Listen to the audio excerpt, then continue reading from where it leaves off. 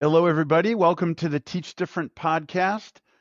We have a great quote today. It's attributed to a Japanese proverb, although we're not exactly sure that its exact words come from that origin, but it's a really, really profound one on adaptability and strength. And we're just great to be here again with everybody. Hopefully, you've been doing your conversations well and enjoying the experience. And Steve and I, we were talking about this. We've been at this for about 5 years now. If my More than five timeline, years. more than 5 years, 5.5 actually, it was January of 2020, right before the pandemic, is when we started this podcast. I can't believe how long, and we have to be knocking at the door of at least 200 quotes in the podcast library. And we've never had a Japanese proverb, which is what No. we're going to look at today. For those unfamiliar, and if you've listened to this podcast, this is a good repetition for you. We have the quote, and then we essentially look at the claim and the counterclaim of the quote. What does it mean? And then disagree with it. Ask some questions organically. And this is all about the joy of critical thinking, of inquiry, of connection. The neuroscience supports this kind of activity. It's good for our brains and our mental health to do this. So And it's let just a me let me do a quick advertisement for what we're building right now, which is a set of modules. They're going to be learning modules that you can actually go through online to learn how to do this method. At your house, you can do it. If you're a teacher, you can do it and practice some of it and use it for your classrooms. And it's just exciting to go through the process of doing that. And we're going to be looking for some parents specifically to be willing to be guinea pigs with us and to maybe go through the modules. There's going to be a cost to it. But of course, if you're one of the groups that we get together that can practice this with us and help us pilot it, there won't be any cost. And you'll get to learn, what we're thinking about as far as how to really coach people on how to do this method. And we're excited to do it. So keep that in mind and just contact us from our website and say you're interested and we will respond.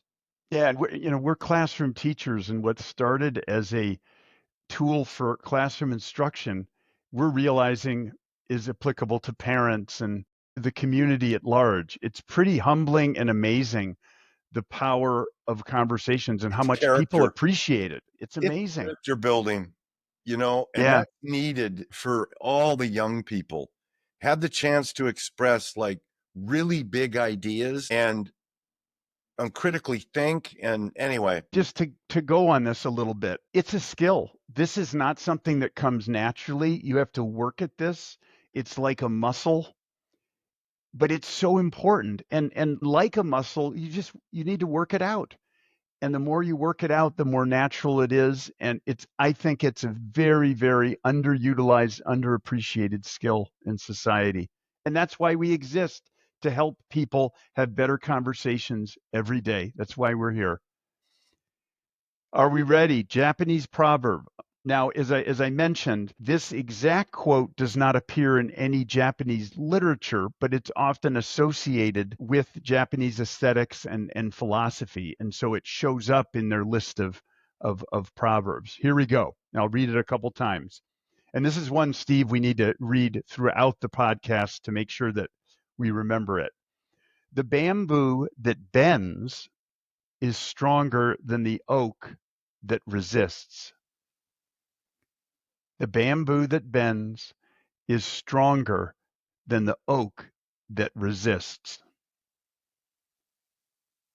Whoa, need a moment of silence after that. What do you think this means? I'm going to start with an essential question. I don't think that this has ever happened, but why not? What is strength? And that is really a question for a human character. Because this quote is saying that being flexible to me and changing and, bending, which you could argue is compromise, like a bamboo bends. We bend as people when we have a very strong opinion. Someone comes in with something out of left field, and we're trying to come back a little bit and fit it to something else that's foreign to us. That idea of compromising, maybe a little bit, is another word that I think fits bend. I'm thinking of this quote all about human character, quality traits. Building on that, the bamboo that bends is stronger than the oak that resists. I have a direct personal experience that is fresh that I can immediately apply this to, that I think ties into what you're trying to say about human character. You mentioned compromise as part of somebody's character that is bending, where you don't resist things. You bend, you acknowledge people, and you compromise. I just went to a memorial service for someone, a friend of mine's father who passed. And I think of grieving in this way. If you think of the human character as when something sad occurs and you're grieving, you're bending, you're allowing sadness and grief to enter into your life. You're bending in that way, and you're not resisting it. You're allowing the grieving to occur, and in that way, you're becoming stronger and more resilient as a person, as opposed to just denying it, rejecting it, and acting like it doesn't exist. That's another good application, because in my world, the resist part is the stubborn person, or the person that shows strength and obstinance and doesn't bend or compromise or isn't ever flexible, but just it's my way or the highway types. That's kind of the way I was seeing it. But you were kind of talking about it as resisting an emotional outpouring in yourself, which can definitely screw us up if it's real and we're not expressing ourselves. So that's interesting. I didn't think of it. Well, that's because it's fresh in your mind. And this is this is why I love the method. You're going to bring something in that's fresh and it's going to fit. The method is, you want to talk about something that bends. That thing is adaptable, right, to this. But I get what you're saying. Yeah, the bending is the strength. You become strong when you bend and allow grieving to occur. It's Or interesting. you It is a show human. strength. You show strength. Well, yeah, it's stronger. It's stronger to bend, but not break. That makes you stronger than just trying to put up a wall of resistance. It's almost like Yeah, saying to that's good. life, okay, you just threw something at me, a death. I'm going to take it. I'm going to bend, and I'm going to become stronger as a result of this experience. I'm not going to be broken. Yeah, so I bend. I never thought of that. I bend and then I go back to being straight. But now I'm even more flexible. That's a strength in a way. You can't break me. That's pretty cool. I mean, that's really the claim here. Strength is in being Adaptability, adaptability, flexibility is strength. So if you just think a rubber band, a rubber band is flexible. That's what makes it strong and able to hold, a huge stack of papers or whatever. Yeah. So counterclaim it. The bamboo that bends is stronger than the oak that resists. Well, my brain to the counterclaim goes, the oak that resists is stronger than the bamboo that bends.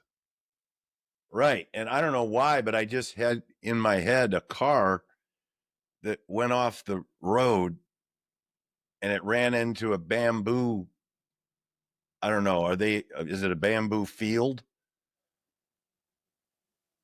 It would not be stopped by the bamboo. It would just roll right over it. But it would hit the tree and be thud, because the tree could resist that. It could stop a car. All right. That's my beginning for a counterclaim, but I'm going to That's go back to metaphor. human Yeah, character again. right. I And got something. yeah. Go ahead. If you have, Well, go no, ahead. go ahead. If you think about back to what you said earlier about stubbornness, if a person has a strong moral character and they're unwilling to compromise their core values, let's say in telling the truth or doing the right thing in certain situations, that the strength comes in their resistance to temptation, to bend, to lie, to compromise and weaken their stances. They don't give in to other people's influence. I got to go to Lincoln. Like Abraham Lincoln, he never his position on the expansion of slavery was never bending. It was chain of steel was the metaphor he literally used in one of his speeches. That for some things, the strength is the resistance, that oak, that's the most important thing, and that bending is weaker. Yeah, there are a lot of cases like that. You have to have conviction. You have to stand your ground so you're reliable and you're loyal to your friends, for instance. There's so many cases where you have to put a line in the sand for certain things. You have to stand for principles. If you're bending, you're not being a good person. You're not, being an upstanding moral person. You've got to draw a line in the sand sometimes. Right? Right. Yeah, in philosophy, we have discussions in my high school philosophy class that I teach. We have discussions about certain things that people might do that bother you, and I ask them, "What's your red line? What's the thing that you will no matter what be intolerant of? You will not tolerate it. You will not bend to different principles. You will hold Non-negotiable. firm, non-negotiables." I bring up the example as a teacher when I join into this discussion, and I say, if a student disrespects another student publicly by saying something and I catch it, I'm not letting that go. I'm going to be the oak that resists. That that's a strong thing. That's a position to take that in that case makes sense because you don't want to give oxygen to the other way. I'm going to go to Teach Different on that one and how we're coming up on an 8-year birthday. And just like any startup organization, you don't always know when or if it's going to be successful, right? You go through different, I don't know, doubts is a way to say it, because we're both educators and we have this organization, Teach Different, that's something we really enjoy and it's very fulfilling for us. And doubts do creep in sometimes when you ask yourself, well, is this going to be the thing that you want it to be, or the thing that you hope it's going to be? And you're going to have everybody having conversations, and you're going to have this method that's going to be used everywhere, and it's going to be helping everyone. Not every day you wake up and you believe that and you're seeing that. Bending in that case might be something like, well, I'm good. I've had a career of teaching. We tried Teach Different. Now it's kind of like a hobby, and that's cool.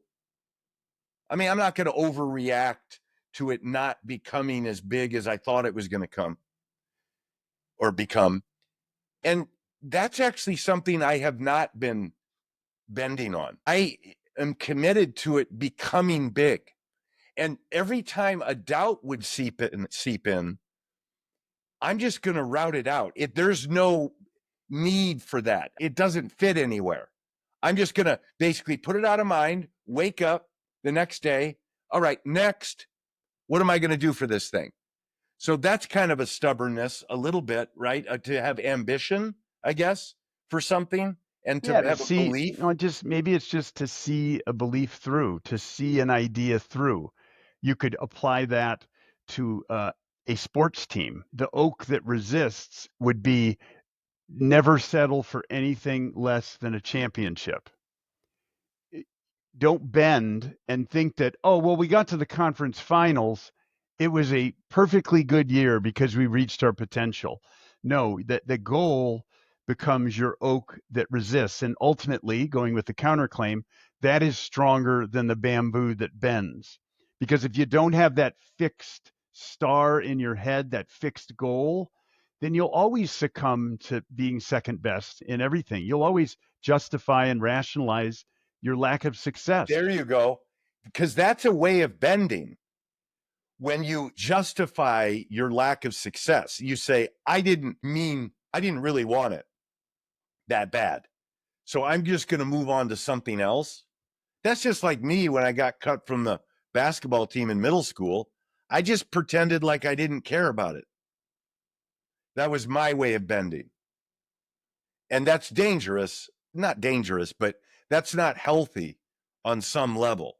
If you don't pick something that is a non-negotiable and you're going to go after it and you stick to that strength, you're missing out on potentially just incredible achievement if you're just bending all the time and you're being flexible. But I got to say, going back to the claim, I totally respect people that are not so far in one direction and they have a balance to their character, bending, whatever you want to call it. I just respect people more that are like that personally Yeah, because I I think think it's hard. it is strength. And back to what you brought up at the beginning with compromise, I think people who are able to bend and compromise and see opportunities to forge common solutions to problems are the strongest people in the world. And that the weak ones are the ones that resist, like an oak, out of some need to protect their fragile egos. Yeah. What are you afraid of? Yeah, like what are you afraid of compromising something? And again, but it depends on the context. Now the questions are coming. I Yeah. don't know about you. Yeah. It's I mean these one question I would have is how do I know when being flexible is the right way to be That's good. in a given situation? How do I know when to stand firm like a mighty oak with my beliefs? That's good. Which beliefs are worth it? Right. Which beliefs are worthy of my consistent, firm attention without adaptability and without flexibility? That would be a good question to end with, to let the kids reflect on. Share a belief that you are flexible on, where you're like bamboo, and then share a belief where you are not, where you are fixed.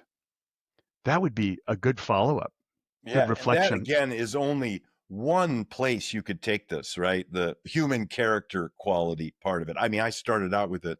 They're always the most interesting to me, but Now, my social science brain is taking over now and thinking about applying. What if you introduced this quote before the Civil War, and then you had the students apply the quote to Abraham Lincoln?